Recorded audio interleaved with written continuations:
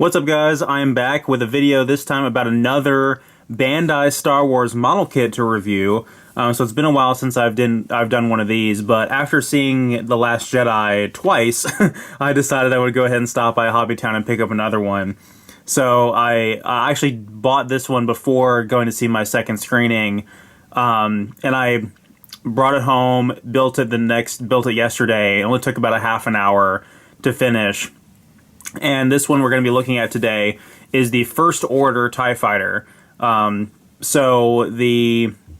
line, if you haven't heard me talk about it before, is essentially the Japanese market's answer to Star Wars model kits. So in America we have like the snap tight ones, which are okay. They're really, really easy to assemble, and they have some sound effects and things like that.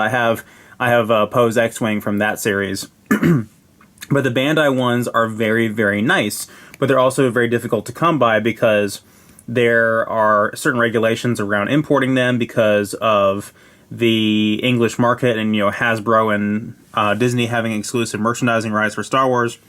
But nonetheless, Hobbytown has them, and for a very competitive price. So if you guys are ever interested in finding them, definitely see if your area has a local Hobbytown USA. I'm not sure if all of them will carry it, or if my particular location does. So we're going to talk about this kit today. Again, these are 1/72nd scale, which is pretty important, and this is the First Order TIE Fighter. So there is an Imperial TIE Fighter as well, which is the exact same kit but a different coloration and a different stand. The stand is particular to the environment that the ship was featured in the film, I guess. So a couple things I'll say about this. Let's talk about, what a TIE Fighter is, essentially. If you're familiar with Star Wars, even in the slightest, you should know exactly what a TIE Fighter is. They're the incredibly menacing, sleek, fast ships used by the bad guys, essentially. So the TIE Fighter was first introduced by the Empire to create a ship that was cheaper and more efficient, and followed their design of ruling by fear. Essentially, a lot of their ships are built very intimidating, sort of to impact their mantra of how they enforce their government. So they went away from the ARC 170 fighter that the Republic used and the V-wing, and went to these type of ships. TIE, of course, stands for Twin Ion Engine, and so there's a bunch of TIE variants out there. The standard TIE Fighter is a small one-man unshielded craft with two laser cannons down here and one slot for a projectile weapon like a concussion missile. And that's about it. They're not hyperdrive capable or anything like that. They're very, very, very basic. But the idea is, if you get rid of the Republic's ARC 170 fighters, which are a three-man craft that's very large, very slow, and meant for long-range, endurance sieges and things like that, and go for this fighter, you can attack in large numbers and things like that. So these are always deployed in large numbers by the Empire. They overwhelmed and swarmed their enemies, and their pilots were pretty expendable back then. The First Order TIE Fighters, as the instruction booklet goes on to talk about, though, the First Order TIE Fighters are essentially the same, but the First Order has a different mentality about their pilots. The pilots are much more valuable and much more well-trained, so they deploy TIE Fighters in smaller numbers, although the films certainly have me fooled as far as that goes, because they seem to be deploying them in pretty large numbers in the films. And the first thing that I asked my brother when he saw The Force Awakens was, do TIE Fighters have shields now? That was my big question, because going way back in the day, me and him played the old X-Wing and TIE Fighter games, and in the TIE Fighter games starting out, it was very challenging because you were playing as an unshielded TIE Fighter against shielded X-Wings and things like that, and you could die from very, very, very little damage. I remember there was a transport shuttle that had a rear-facing gun, and it could one-shot kill you if you weren't careful in the standard TIE Fighter, so it was very challenging. So I asked him, so do TIE Fighters have shields in this movie? He said no, but they do have butt guns. And the TIE Fighter variant that has the butt guns, that has the two seating positions where Finn and Poe use it to escape from the Star Destroyer at the beginning of The Force Awakens, is what Bandai is calling a Special Forces TIE Fighter. So the Special Forces TIE Fighter is another variant of this same kit that's also available. I will probably pick up one of those as well, just to see the comparison, but this is just your standard First Order TIE Fighter. But, all that being said, according to the instruction manual, the First Order TIE Fighters have shields. And I don't even know why they bothered to add that into the continuity, because again, the film sure has me fooled, because I mean, Poe's X-Wing can rip through these things like nobody's business, and it's like they don't even stand a chance. So they certainly don't look shielded to me. But regardless, I mean, it's semantics. This is typical Star Wars sci-fi nerding out stuff. But anyway, that's essentially all I had to say about the TIE Fighter itself. Everyone who is even slightly familiar with Star Wars should know what they are. But those are some of the key things I wanted to point out, some of the differences between the Empire TIE Fighter and the First Order TIE Fighter. It does make sense why the First Order want to recycle the TIE Fighter design and deploy them with their own Navy as well. So let's go ahead and talk about the model kit. So again, this model kit is 1/72nd scale. I'll do some size comparisons so you can see how that looks. In terms of the build quality, great build quality, no complaints there. It was super, super easy to build. Like I said, it took me only 30 minutes. The one gripe I do have, though, is I'm sure you can see on the box, there's a little antenna. Whoops. No, let me knock it off here. There's a little antenna right there on the TIE Fighter. So I broke that almost immediately when trying to insert it. So I tried to, carefully to insert the antenna right here. Carefully, mind you. And it broke. And so I was left with a little nub piece right there, and I just decided to not include that because I was upset. I hate that it broke so easily, but yeah, that was definitely something you want to be careful of when building this kit, is that antenna is incredibly small and incredibly fragile. So this kit also comes with 2 sticker sheets, which is common standard fare for the other Bandai Star Wars model kits. It comes with a decal, a standard sticker decal, and a water-based one. And it comes with 2 alternate cockpit windscreens and canopies. One that is a translucent plastic, and one that is the frame like this. So you can kind of interchange them and decide which one you prefer. For the TIE Interceptor that I built, the first Bandai kit that I built, I went with the translucent ones, and I'll show you the difference. And for this one, I decided to go with the frame ones because I feel like it matches the color scheme of the First Order TIE Fighter a little bit better. So let's go ahead and get some close-ups on the details on this thing. If the camera wants to focus for me. So one of the things that's really cool is you can see the guns down there. You can just barely see into the cockpit with the lighting. You can see there's actually 3 separate pieces for the, I might be actually able to take off the top and get some light inside there. There's 3 separate pieces that make up the control console. So the pilot actually kind of has different, things he can hold on to for the control console. So I really like how it's a nice tight fit inside there, the way the pilot goes in, and just the way that the cockpit is assembled. It is like its own little sphere inside it, and you sort of build the ship around the cockpit. It's a really interesting design.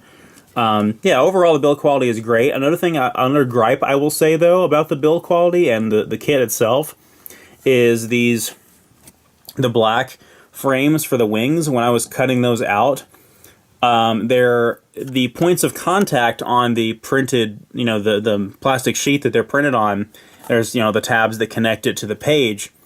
Those tabs are really thick, and they're like a triangular shape that comes down to a point like this.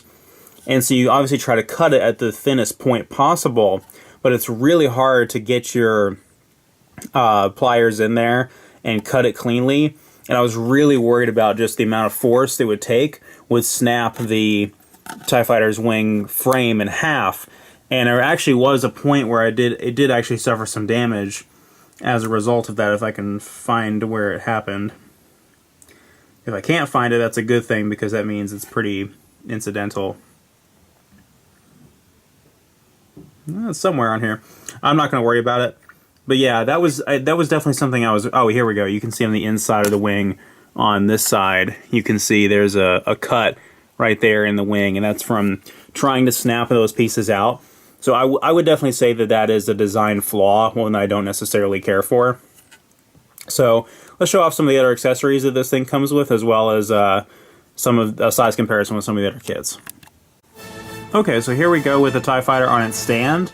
Its stand is colored and textured to look like the desert of Jakku, of course, which is the scene portrayed on the box. It also comes with the two translucent green laser pieces that can attach to the guns, that is also standard fare for all these Bandai Star Wars kits.